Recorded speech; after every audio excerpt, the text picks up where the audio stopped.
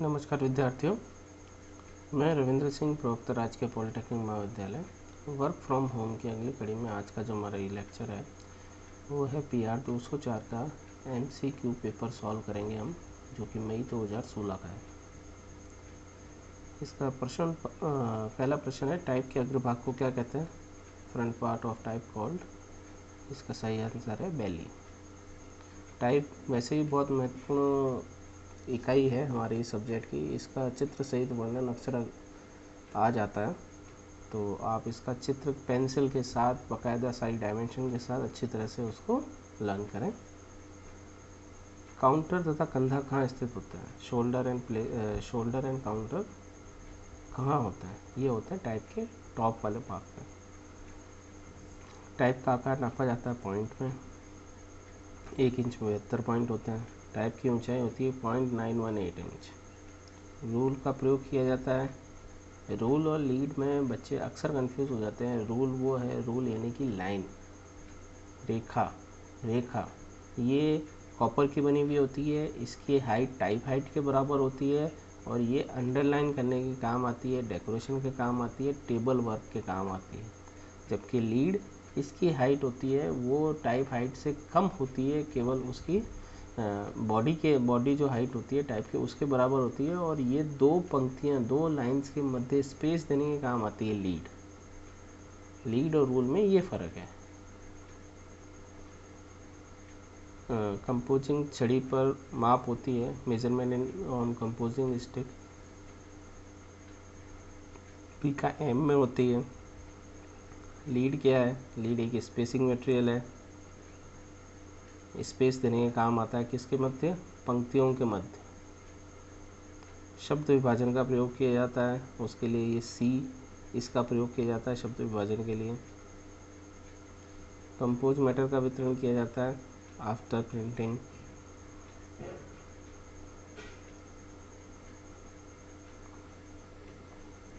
इनमें से क्या भरक सामग्री नहीं है?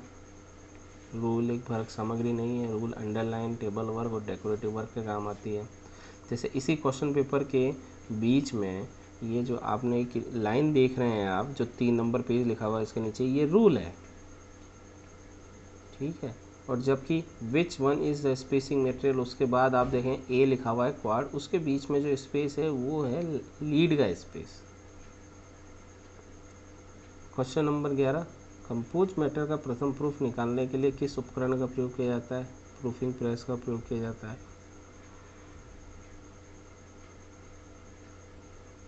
इसके अन्य ऑप्शन है, जैसे टाइप गेज टाइप हाइट नापने का काम आता है। जब हम ब्लॉक बनाते हैं तो ब्लॉक की हाइट नापने के लिए टाइप गेज का प्रयोग करते हैं, इसलिए वो प्रूफ निकालने के काम नहीं आता है। बेवलर है वो जो आपकी टाइप की जो आप प्लेट बनाते हैं, जिंक प्लेट, उसके एजेस को बेवल करने के लिए काम आता है। तो इसका सही आंसर है आपका proofing press. Which is correct? 1 PKM, 2 PKM, 1 PKM, 3 PKM, 1 PKM, 4 PKM। इसका सही आंसर है 1 PKM बराबर होता है 2 PKM के। इनमें से क्या सही है? 1 इंच 48 पॉइंट, 72 पॉइंट या 60 पॉइंट? 1 इंच में 72 पॉइंट होता है। मूल प्रति से पृष्ठों की संख्या ज्ञात करने की पद्धति कहलाती है कास्टिंग ऑफ। इसके 3 प्रकार होते हैं, करैक्टर टाइप, वर्ड टाइप और N type.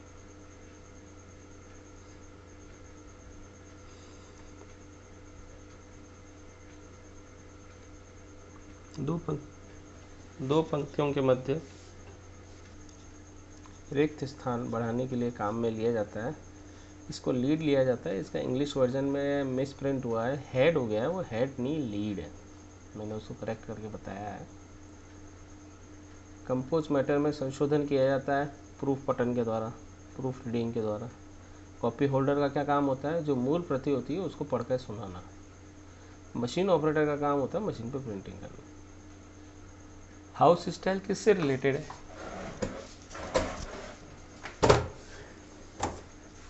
House style grammar related rules है, टेक्निकल रूल्स है और फॉन्ट रिलेटेड रूल्स है, इन सभी से रिलेटेड है। ये प्रोडक्शन हाउस की एक नियमावली होती है, रूल्स एंड रेगुलेशंस होते हैं जिनको हर कर्मचारी को मानना जरूरी होता है प्रोडक्शन रिलेटेड वर्क के लिए। 18, इनमें से कौन सा प्रति संपादन का अंग नहीं है? कौन सी प्रति? ये भी थोड़ा मिसप्रिंट है, कौन सी प्रति है? Which one is not part of the editing process? Editing, proofreading, house style, none of this. ये नन ऑफ दिस। क्यों? क्योंकि जो संपादन प्रक्रिया का अंग है which is not a part of copy editing process.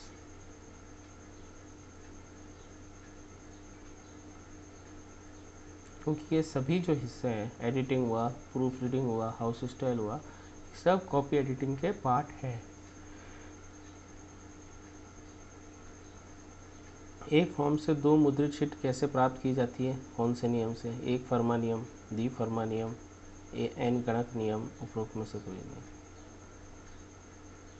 एक फॉर्म से 2 मुद्रित, तो वो होती है half sheet work. Half sheet work में एक ही फॉर्म यूज़ किया जाता है और शीट पे दोनों तरफ उसी फॉर्म से प्रिंट किया जाता है और जब उसको कट लगाते हैं बीच में से तो हमें 2 प्रिंटेड शीट प्राप्त होती है। ऑथर प्रूफ रिलेटेड होता है ऑथर से। ये वो प्रूफ होता है जो आपकी तरफ से पूरा ओके, सिर्फ प्रिंटिंग की जानी बाकी है। उससे पहले जब हम ऑथर को भेजते हैं तो वो ऑथर प्रूफ कहलाता है। सवाल नंबर 21, how to get 1 printed sheet both side from using 2 forms?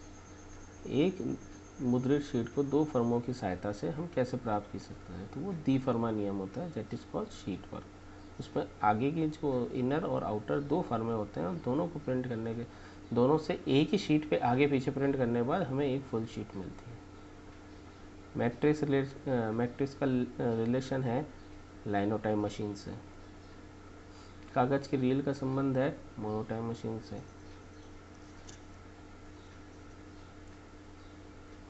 कुंजी पटल एवं कास्टर किस मशीन के भाग हैं? मोनोटाइप मशीन के। इनमें से कौन सा प्रिंटर नहीं है? CTP, computer to plate, that is not a printer. शीशे का झरीलापन संबंधित है increase of lead level in body. हमारे शरीर में शीशे की मात्रा का बढ़ जाना शीशे का जहरीलापन कहलाता है। सेग्रीगेशन का कारण है high quantity of antimony in type alloy, जिसके कारण वो ऊपर परत जम जाती है और ऑक्सीडाइज हो जाती है, चमकीली परत पर जम जाती है टाइप अलॉय में। इनमें से कौन सा संयोजन सॉफ्टवेयर नहीं है? कोरल। सॉफ्ट कॉपी करेक्शन कहाँ किए जाते हैं? सॉफ्ट कॉपी और हार्ड कॉपी में मैंने एक वीडियो लेक्चर पहले भी पोस्ट किया है, कंप्यूटर पे किए जाते हैं। मुद्रित प्रति पर संशोधित करना कहलाता है हार्ड कॉपी करेक्शन। तो ये 30 सवाल थे जो कि मैंने आपको बताए। जैसा कि आपको पता है कि इस बार आपका पैटर्न इसी तरीके का आएगा। पहला जो प्रश्न होगा उसके 30 भाग होंगे, हर प्रश्न जो होगा वो 1-1 नंबर का होगा, मतलब 30 नंबर का आपका ये मल्टी चॉइस क्वेश्चन होगा। तो दूसरा नंबर का जो क्वेश्चन होगा उसके 5 पार्ट होंगे, वो 10 नंबर का होगा, मतलब दूसरे से लेकर 8वें तक का, 9वें तक का आपके जितने भी प्रश्न हैं वो सब 10-10 नंबर के होंगे। और दूसरे नंबर का जो प्रश्न है वो उसके 5 भाग होंगे, वो 2-2 नंबर के होंगे।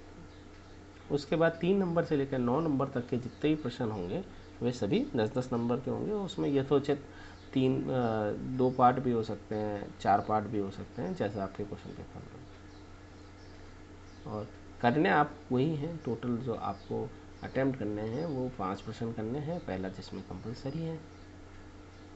तो 5 प्रश्न आप बाकी के अटेम्प्ट करेंगे 2 से लेकर 9 तक, तो 50 नंबर वो हो जाएंगे। और पहले का जो क्वेश्चन है उसके 30 नंबर है, तो 50 और 30 80 नंबर हो जाएंगे। जबकि नहीं सॉरी, हाँ, आपके 70 नंबर का पेपर है। पहला क्वेश्चन जो आपका है वो इम्पोर्टेंट है, वो 30 नंबर का है, और बाकी के आपके 2 से लेकर 9 तक में सिर्फ आपको 4 प्रश्न करने हैं। 4 प्रश्न के आपके 40 नंबर होंगे और पहले के 30 नंबर होंगे, तो टोटल आपका थ्योरी का पेपर जो होगा वो 70 नंबर का होगा। तो अब हम कल आपका और किसी MCQ पेपर पे डिस्कशन करेंगे। आज के लिए आप सभी का धन्यवाद।